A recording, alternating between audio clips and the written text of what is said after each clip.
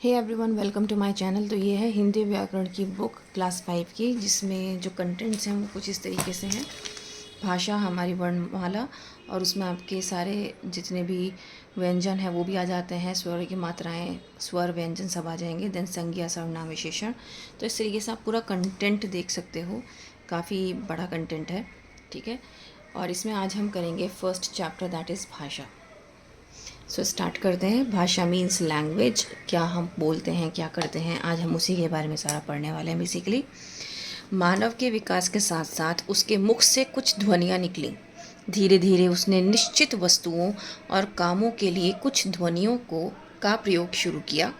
इन ध्वनियों की सहायता से भाषा का निर्माण हुआ। मतलब जब हम बोलते हैं तो हमारे मुंह से क्या निकलती हैं, ध्वनियाँ निकलती हैं।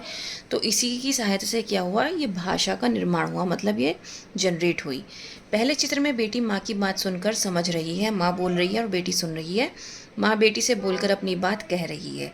दूसरे चित्र में राधिका कविता लिख रही है और अपने विचार क्या कर रही है, प्रकट कर रही है, तथा उसका भाई पढ़कर बात जान रहा है। मतलब भाई क्या कर रहा है, पढ़ रहा है और उसको समझ रहा है पत्र को, और कविता क्या कर रही है, लिख रही है और अपनी बात को शेयर कर रही है।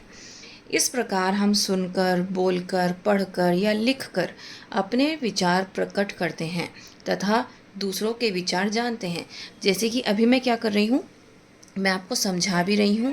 मैं मौखिक और लिखित दोनों ही भाषा का इस्तेमाल कर रही हूँ।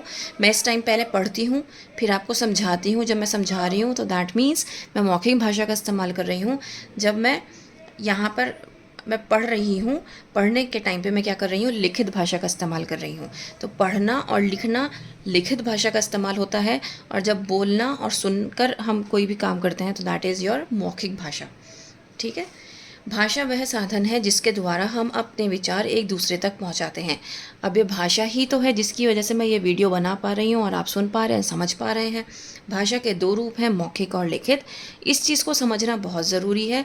मौखिक भाषा कौन सी होगी, जब हम बोलकर या सुनकर एक दूसरे तक अपने विचारों को पहुंचाते हैं, तो वो क्या होता है, मौखिक रूप कहलाता है भाषा का। लेकिन वहीं अगर हम लिखकर या पढ़कर अपने विचारों को एक दूसरे तक पहुंचाते हैं तो वो लिखित रूप कहलाता है भाषा का। तो दोनों में डिफरेंस पता होना बहुत ज़रूरी है। मौखिक मीन्स बोलकर और सुनकर, लिखित मीन्स लिखकर और पढ़कर। Now let's move ahead. संसार में बहुत सी भाषाएं बोली और लिखी जाती हैं। जैसे कि चीन में चीनी, रूस में रूसी, जापान में जापानी, नेपाल में नेपाली, इंग्लैंड और अमेरिका में अंग्रेज़ी। तो ये आपको पता ही है कि ये सारी भाषाएं इन जगहों पर बोली जाती हैं। अंग्रेज़ी एक अंतर्राष्ट्रीय भाषा है। अंतर्राष्ट्रीय मीन्स इंटरनेशनल लैंग्वेज है। यस, जब हम बाहर जाएंगे तो आपको इंग्लिश ही बोलनी पड़ेगी। अब भारत में भी बहुत सारी भाषाएं बोली जाती हैं। जैसे पंजाब में पंजाबी, गुजरात में गुजराती, कश्मीर में कश्मीरी, महाराष्ट्र में मराठी, केरल में मलयालम आदि। तो इस तरीके से बाहर जैसे अंग्रेज़ी बोली जाती है, या चीन में चीनी, रूस में रूसी बोली जाती है, इंडिया में भी डिफरेंट लैंग्वेजेस हैं।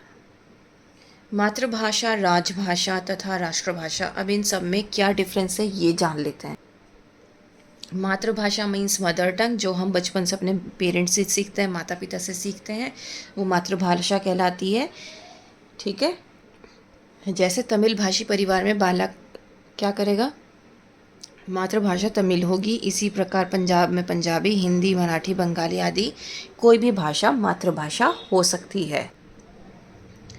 नेक्स्ट होती है राजभाषा, या फिर आप कह सकते हैं ऑफिशियल लैंग्वेज। वो लैंग्वेज जो हम गवर्नमेंट ऑफिसेज में या राजकीय कामकाज या कार्यालयों में यूज़ की जाती है, वो क्या कहलाती है, राजभाषा कहलाती है। राष्ट्रभाषा मीन्स नेशनल लैंग्वेज। किसी देश के अधिकतर लोग द्वारा बोली जाने या प्रयोग की जाने वाली भाषा को क्या कहते हैं, हम राष्ट्रभाषा कहते हैं। जैसे जापान की राष्ट्रभाषा जापानी है, चीन की चीनी है, नेपाल की नेपाली है। भारत की राष्ट्रभाषा कौन सी है, हिंदी है, जबकि संविधान में हिंदी को राष्ट्रभाषा की मान्यता अभी तक नहीं दी गई है। संविधान के आधार पर यह आज भी राजभाषा ही है, ठीक है। नेक्स्ट हम पढ़ते हैं लिपि को। लिपि किसे कहते हैं, बोली जाने वाली हर ध्वनि को लिखने के लिए कुछ चिन्ह निश्चित किए गए हैं। इन्हीं चिन्हों के लिखने के तरीकों को क्या कहते हैं? हम लिपि कहते हैं। जैसे कि प्रमुख लिपि और भाषाओं के नाम जैसे यहाँ पर गिवन है। पंजाबी भाषा है जिसकी लिपि क्या है? गुरुमुखी। तमिल भाषा की है लिपि तमिल। उर्दू भाषा की लिपि फ़ारसी है। हिंदी, संस्कृत और मराठी भाषा की लिपि देवनागरी है। अंग्रेज़ी और जर्मन भाषा की लिपि रोमन है। कश्मीरी की लिपि क्या है? शारदा। तो लिपि के थ्रू ही हम क्या करते हैं? उनको लिखते हैं। अब हम पढ़ते हैं व्याकरण मीन्स ग्रामर। ग्रामर क्या है? किसी भाषा को शुद्ध बोलने, पढ़ने तथा लिखने के नियमों का ज्ञान हमें क्या कराता है? व्याकरण द्वारा होता है। अगर आपको ये नहीं पता कि नाउन्स किसे कहते हैं, प्रोनाउंस क्या होते हैं, या नाउन्स के जो टाइप्स होते हैं, कॉमन नाउन, प्रॉपर नाउन, उसमें डिफरेंस क्या होता है, तो आपको कुछ भी नहीं पता चलेगा। आपके लिए सब चीज़ बराबर होगी। तो ग्रामर का क्या रूल होता है? ग्रामर आपको सिखाता है कि क्या डिफरेंस है इन सब में, और उसके कुछ रूल्स होते हैं वो आपको पढ़ने होते हैं, और उन रूल्स के अकॉर्डिंग आपको पता चलता है कि क्या डिफरेंसेस हैं एक पर्टिकुलर सेंटेंस में। जैसे कि मामा जी मेरे लिए रसगुल्ले लाई। अब लाई यहाँ पे वर्ड हुआ, बात हो रही है जेंट्स की, तो लाए। तो यहाँ पर जो इसका ये जो सेंटेंस है ये क्या है? ये अशुद्ध है, ये रॉन्ग सेंटेंस है, ये not, it is not correct at all. इसको सही करके कैसे लिखेंगे? मामा जी मेरे लिए रसगुल्ले लाए। ठीक है, क्योंकि लाई मतलब वो लेडीज़ हैं, तो यहाँ पे तो मामा जी की बात हो रही है, मामी जी की बात नहीं हो रही है। पहले वाक्य में लिंग, सर्वनाम और क्रिया की अशुद्धि का ज्ञान व्याकरण द्वारा ही पता चल रहा है। मतलब ये आपके ग्रामेटिकल मिस्टेक ही है, जिससे हमें पता चल रहा है कि यहाँ पर लाई नहीं लाए आएगा। तो आज हमने इस चैप्टर में क्या सीखा? हमने सीखा कि बोलकर, सुनकर, लिखकर, पढ़कर हम अपने क्या करते हैं? विचारों का आदान प्रदान करते हैं, और इस माध्यम को क्या कहते हैं? भाषा कहते हैं। भाषा लिख के लिखने के ढंग को हम लिपि कहते हैं। व्याकरण द्वारा हम भाषा को शुद्ध रूप से बोलना और लिखना सीखते हैं। अब इसकी एक्सरसाइज कर लेते हैं। सही विकल्प पर सही का निशान लगाइए। निम्नलिखित विकल्पों में से कौन सा विकल्प मौखिक भाषा का उदाहरण है? तो मौखिक भाषा में हमने क्या पढ़ा था? बोलकर या सुनकर। तो अखबार हम पढ़ रहे हैं, पुस्तक हम पढ़ रहे हैं, संदेश हम पढ़ रहे हैं, लेकिन यहाँ पर बोलना भी हो रहा है और सुनना भी हो रहा है, तो इसलिए चर्चा इसका सही आंसर है। भाषा के माध्यम से हम क्या व्यक्त करते हैं? हम अपने विचारों को व्यक्त करते हैं। सांकेतिक भाषा को भाषा का मुख्य रूप नहीं माना जाता। वो इसलिए क्यों नहीं माना जाता? क्योंकि यह सिर्फ मूक व्यक्तियों के लिए होती है। यह कभी कभी प्रयोग की जाती है। एक कठिन भाषा है, हर भाव व्यक्त नहीं कर सकती है।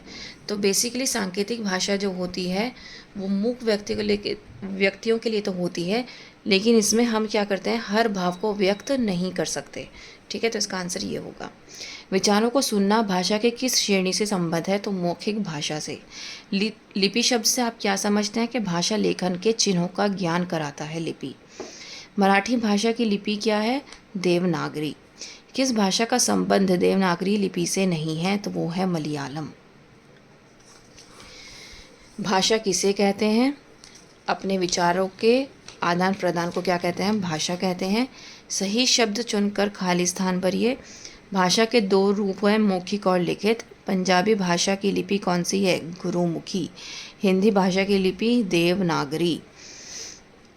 डैश हमें भाषा के शुद्ध रूप का ज्ञान करवाता है, तो वो है व्याकरण। अंग्रेज़ी एक अंतर्राष्ट्रीय भाषा है। निधि कहानी लिख रही है, तो लिखित। अहमद समाचार सुन रहा है, तो आपको यहाँ पर ये बात याद रखनी है, सुनकर और बोलकर जब हम कोई भी काम करते हैं तो वो क्या होगा? मौखिक होगा। बाकी लिखकर और पढ़कर जब हम करेंगे तो वो लिखित होगा। तो सुन रहा है, मैंने सुनकर बोला तो ये मौखिक है। दीपा पुस्तक पढ़ रही है, तो मैंने क्या कहा? पढ़कर या लिखकर क्या कहलाया जाएगा? लिखित। तो ये लिखित है। नेताजी भाषण दे रहे हैं, बोल रहे हैं, दैट मीन्स मौखिक। नानी भजन गा रही हैं, तो दैट मीन्स ये क्या है? मौखिक। श्रीमती सुधा सब्जी खरीद रही है, मौखिक। विभूति टेलीविज़न देख रही है, तो वो भी क्या है, मौखिक, लिखित नहीं होगा। नीचे दी गई वर्ग पहेली से कुछ भाषाओं के नाम छिपे हैं, उन्हें छांटकर उचित स्थान पर लिखिए। उचित स्थान पर लिखना था तो भारत की भाषाएं ये हैं और अन्य देशों की भाषाएं ये हैं, मैंने ऑलरेडी लिख दी हैं और यहाँ पे भी, इसमें भी मैंने टिक मार्क कर दिया है। मातृभाषा किसे कहते हैं? वो भाषा जो बच्चा अपने घर से सीखता है, बचपन से बोलता है, वो मातृभाषा होती है। जैसे कि हमारी मातृभाषा हिंदी है, ठीक है, और उसकी जो लिपि है वो देवनागरी है। अब यहाँ पर आपको कुछ पिक्चर्स गिवन है, आई मीन लिपि और भाषा गिवन है, उसको मैच करना है। फारसी की उर्दू, रोमन जर्मन, शारदा कश्मीरी, तमिल देवनागरी संस्कृत। उम्मीद करती हूँ कि ये चैप्टर आपको बहुत अच्छे से समझ में आया होगा और ये वर्कशीट भी आपके लिए हेल्पफुल रहेगी। Please like share and subscribe. That's all, thank you.